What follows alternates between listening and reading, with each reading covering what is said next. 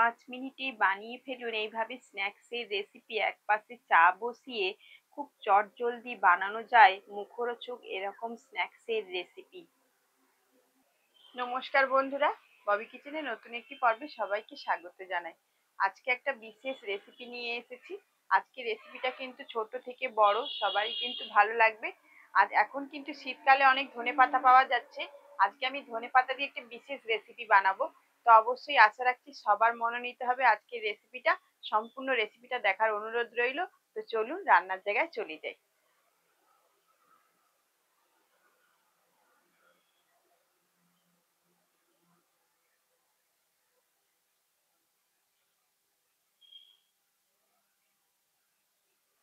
এখন কিন্তু নতুন বছরে আর সবারই কিন্তু অনেকের নতুন অফিস, নতুন স্কুল জয়েন করা, নতুন বছরে অনেকে কেউ ক্লাসে উঠেছে, কেউ নতুন সদস্যরা স্কুলে ভর্তি হয়েছে। তো এই স্ন্যাক্সের রেসিপিটা টিফিনটা বানিয়ে দিলে কিন্তু সবারই কিন্তু খুবই ভালো লাগবে মনোনীত। আর যেহেতু নতুন ধনেপাতা দিয়ে, তো এই যে ধনেপাতাটা সারা বছরই পাওয়া যায়, কিন্তু শীতকালে ধনেপাতার টেস্ট আর সুগন্ধ দুটোই আলাদা। তো এই ধনেপাতা দিয়ে কিন্তু আজকে বানাবো বিশেষ একটা রেসিপি। আপনারা দেখতে থাকুন।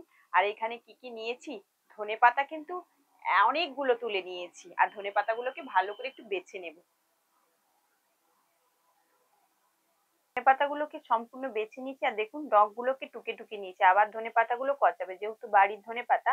আর এখানে কিছু মটরশুঁটি আমি ছাড়িয়ে নিয়েছি। আর এখানে দু এক টুকরো আদা, আর রসুন কয়েকটা আছে, ছ থেকে সাতটা কোয়া, কাঁচা লঙ্কা আছে, এগুলো সব একসঙ্গে আমি বেটে নেব। বেটে নিয়েছি। আমি শিলনোড়াতেই বেটেছি, আপনারা চাইলে মিক্সিতে বেটে নিতে পারেন। আমার মিক্সির বাটিটা খারাপ হয়ে গেছে, তাই বাটতে পারলাম না, তাই শিলনোড়াতে বেটে নিয়েছি। স্ন্যাক্সটা বানানোর জন্য আমি 300 গ্রাম ময়দা নিয়েছি, দিয়ে দিচ্ছি পরিমাণ মতো লবণ, 1 চামচ গুঁড়ো করা চিনি, আপনারা চাইলে গোটা চিনিও দিতে পারেন। দিয়ে দিচ্ছি ছোট বাটির 1 বাটি সাদা তেল, একই বাটি মাপে টক দই,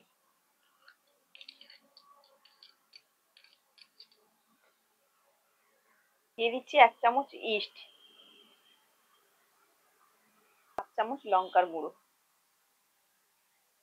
বেটে রাখা সম্পূর্ণ পেস্টটা দিয়ে দিচ্ছি।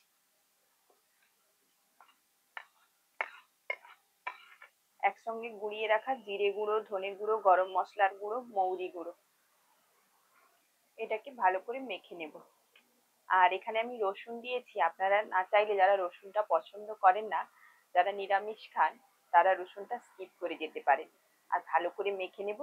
আর এটা কিন্তু এই স্ন্যাক্সটা আপনাদেরকে নামটা বলা হয়নি, আমি আজকে বানাচ্ছি ধনে পাতার ভেলপুরি বা করিয়ান্ডার ভেলপুরি, আপনারা যেটাই বলতে পারেন। তো এই ভেলপুরি আপনারা কে কে খেয়েছেন, বা আমি ভেলপুরির আগেও রেসিপি দিয়েছি। তো ভেলপুরি এত সুন্দর লাগে খেতে, আপনারা বিশ্বাস করবেন না। আর খুব সুন্দর করে এটাকে মাখতে হবে, এটাকে যেটা দিয়েছি। আর এর খুব একটা টেস্ট দুর্দান্ত, বিশেষ করে স্ন্যাক্স মানে শীতকালে না, এখন একটু সন্ধ্যা হলে বা সকালে জল খাবারে একটু মুখরোচক খেতে সবারই ভালো লাগে, ছোট থেকে বড়। তারপরে যেখানে যারা অফিসে যায়, যাদের বাড়ির মানুষেরা অফিসে যায়, সারাদিন অফিসে থাকে, একটু স্ন্যাক্সের রেসিপি খেতে ভালোবাসে। বাচ্চারা স্কুলে টিফিন নিয়ে যায়, খুবই ভালো লাগে খেতে। অবশ্যই দেখবেন কত সহজে বানানো যায়, আপনারা বিশ্বাসই করবেন না। একটু দিয়ে দিচ্ছি অল্প জল, প্রথমে মেখে নেবেন, যত জল লাগলে তারপরে দেবেন, না হলে দেবেন না। অল্প অল্প করে জল দেব।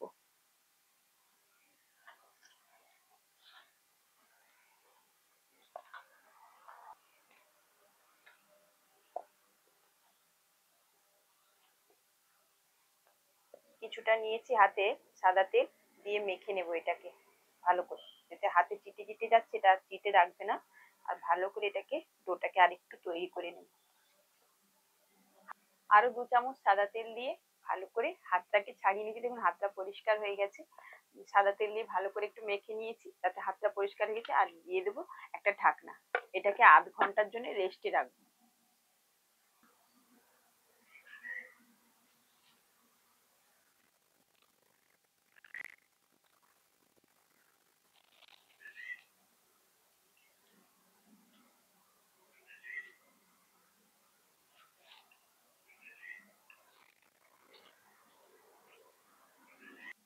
আধ ঘন্টা হয়ে গেছে, ঢাকনাটা খুলে নিচ্ছি, এটাকে আরেকটু মথে নেব। একটু হালকা গুঁড়ি ছড়িয়ে এটাকে মথে নেব। যেহেতু মথে রেখেছিলাম আর একটু মথে নেব।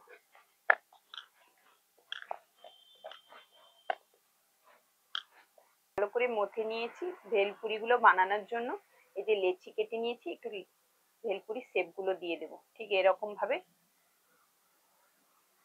একটু বড় করেই টানবেন, এটা ছোট হয়ে যাবে, গুটিয়ে যাবে।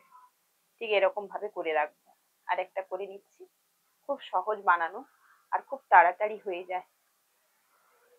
বাচ্চা থেকে বড় সবারই কিন্তু এটা ভালো লাগবে। দেখুন আবার তৈরি হয়ে গেল। একইভাবে সবগুলো তৈরি করে নেব।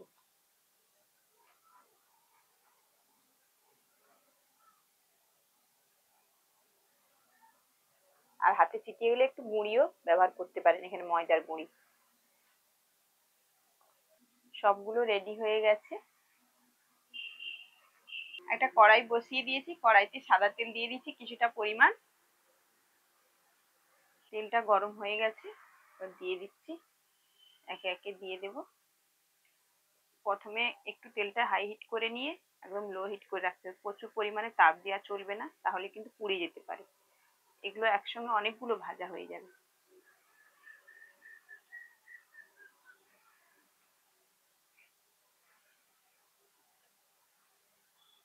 এগুলো দেখুন একটু লাল লাল করে ভেজে নিয়েছি। এগুলা চায়ের সঙ্গে কিন্তু জাস্ট অসাধারণ লাগবে। সকাল সন্ধ্যা যখন ইচ্ছা এভাবে বানিয়ে খেতে পারেন।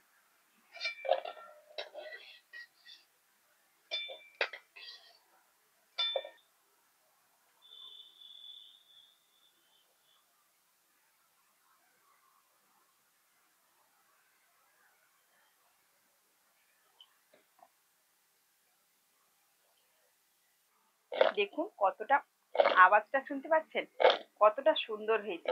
এটা কিন্তু ওপরটা ক্রিস্পি হয়, মুচমুচে হয়, আর ভেতরটা কিন্তু খুব সফট হয়। দুর্দান্ত লাগে খেতে। আর এটা কিন্তু যখন খুশি নাস্তা, আপনারা স্ন্যাক্স এর রেসিপি এভাবে বাড়িতে বানিয়ে খেতে পারবেন। বাচ্চা থেকে বড় সবাই কিন্তু একটার জায়গায় চারটা খাবে, আপনার পিছু ছাড়বে না এটা যদি বানান আপনি বাড়িতে। আর খুব সহজেই বানানো হয়ে যায়। উপর থেকে এতটা ক্রিস্পি হয়েছে, মুচমুচে, আর ভেতরটা একদম সফট। একদম সফট হয় ভেতরটা। আপনারা না বাড়িতে বানালে বিশ্বাসই করবেন না। অবশ্যই বানিয়ে ট্রাই করে দেখবেন আর খেয়ে আমাকে জানাবেন কেমন হলো আজকের এই রেসিপি, মানে স্ন্যাক্স এর রেসিপি।